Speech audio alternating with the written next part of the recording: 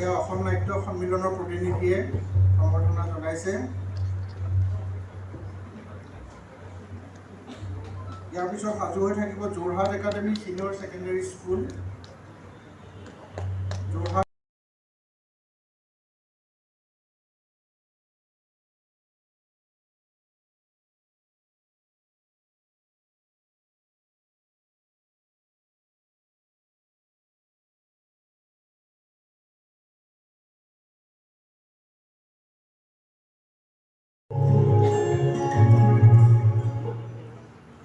অৰূপ কুমাৰ দত্ত অসমীয়া হৈ ইংৰাজী সাহিত্যৰ যোগেদি বিশ্বৰ সন্মুখত অসমৰ সম্পদসমূহ গ্ৰন্থৰূপত তুলি ধৰি অসমক চিনাকি কৰাই দিয়া যোৰহতীয়া সাহিত্যিকগৰাকী।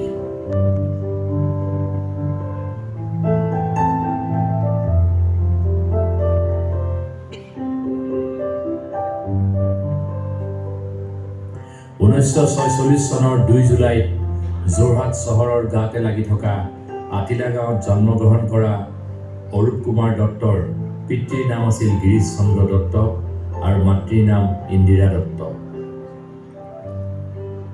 যোৰহাট বাল্যভৱন বিদ্যালয়ত শিক্ষা জীৱন আৰম্ভ কৰি ক্ৰমে হিমাচল প্ৰদেশৰ দেশৰ ভিতৰতে পুৰণি আৱাসিক বিদ্যালয় লৰেন্স স্কুল, দিল্লীৰ ৰামজাছ কলেজ আৰু শেষত দিল্লী বিশ্ববিদ্যালয়ৰ পৰা ইংৰাজী বিষয়ত স্নাতকোত্তৰ ডিগ্ৰী গ্ৰহণ কৰে। লোভনীয় চাকৰিৰ আশা এৰি শিক্ষা সাং কৰি গৃহভূমি যোৰহাটলৈ আহি যোৰহাট জগন্নাথ বৰুৱা মহাবিদ্যালয়ত ইংৰাজী বিষয়ৰ প্ৰবক্তা হিচাপে যোগদান কৰে। লগে লগে ইংৰাজী সাহিত্য চৰ্চা, সাংবাদিকতা আদিও চলাই যায়। তেওঁ অসমৰ বাহিৰত শিক্ষা গ্ৰহণ কৰোঁতে অসম তথা উত্তৰ পূবৰ বিষয়ে সৰহ লোকৰে জ্ঞান যথেষ্ট কম এই কথাষাৰ উপলব্ধি কৰি দত্তদেৱে অসমৰ বিষয়সমূহৰ ওপৰত ইংৰাজী ভাষাতে গ্ৰন্থ ৰচনা কৰি বিশ্বৰ সন্মুখত অসম তথা উত্তৰ পূবক দাঙি ধৰাৰ সংকল্প ল'লে। তেওঁৰ লিখনিয়ে ৰাষ্ট্ৰীয় আৰু আন্তঃৰাষ্ট্ৰীয় পৰ্যায়তো স্বীকৃতি লাভ কৰিলে।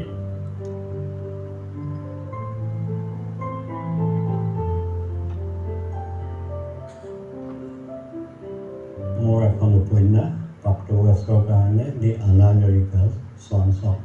সেইখনে ভাবোঁ মোৰ গোটেই লিখক হিচাপে যিটো জীৱন তাৰ আটাইতকৈ গুৰুত্বপূৰ্ণ কিতাপখন হ'ল আনাগৰিকাজ চন। লগতে কিছুমান নন ফিকশ্যন যেনে ইউনিকৰ্নিছ।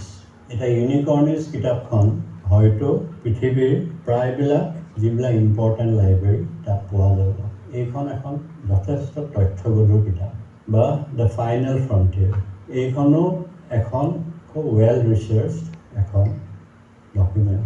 এনেকুৱা কিতাপবিলাক লিখি পেলাই উলিওৱা, অৱশ্যে প্ৰত্যেকখন কিতাপ এইবিলাক কমিশ্যন কিতাপ, কোনোবা পাব্লিশ্বাৰ বা অনুষ্ঠানে কমিশ্যন কৰা।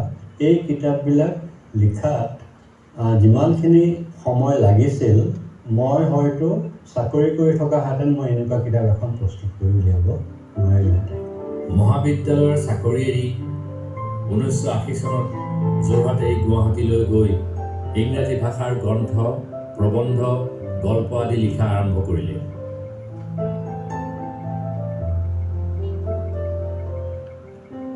কলমটোকে সাৰথি কৰি ইংৰাজী সাহিত্যৰ লিখনিকে জীৱিকা হিচাপে লৈ জীৱনত আগুৱাই যাবলৈ সংকল্প ল'লে।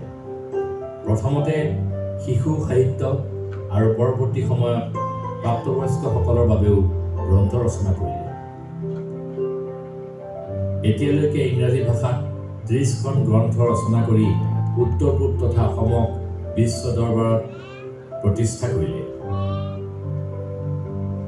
এই গ্ৰন্থসমূহৰ ভিতৰত কোনোবাখন যদি কাজিৰঙাক লৈ, কোনোবাখন আকৌ কাজিৰঙাৰ এশিঙীয়া গড়ক লৈ, আকৌ কোনোবা এখন ব্ৰহ্মপুত্ৰক লৈ, আকৌ কেতিয়াবা কোনোবা এখন গ্ৰন্থ অসমৰ চাহ শিল্পক লৈ।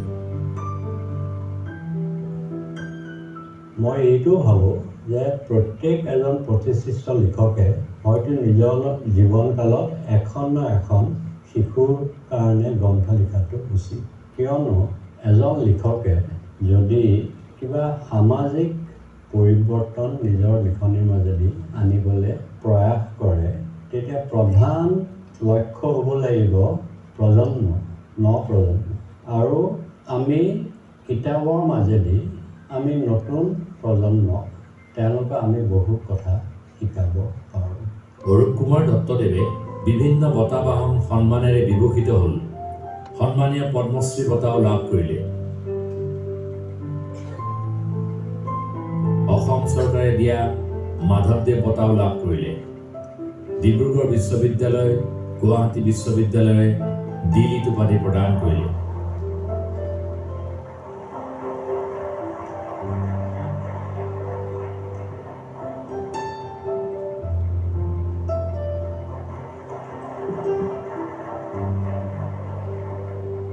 ভাৰতৰ প্ৰাক্তন প্ৰধানমন্ত্ৰী অটল বিহাৰী বাজপেয়ীদেৱেও তেখেতৰ গ্ৰন্থ উন্মোচন কৰিলে।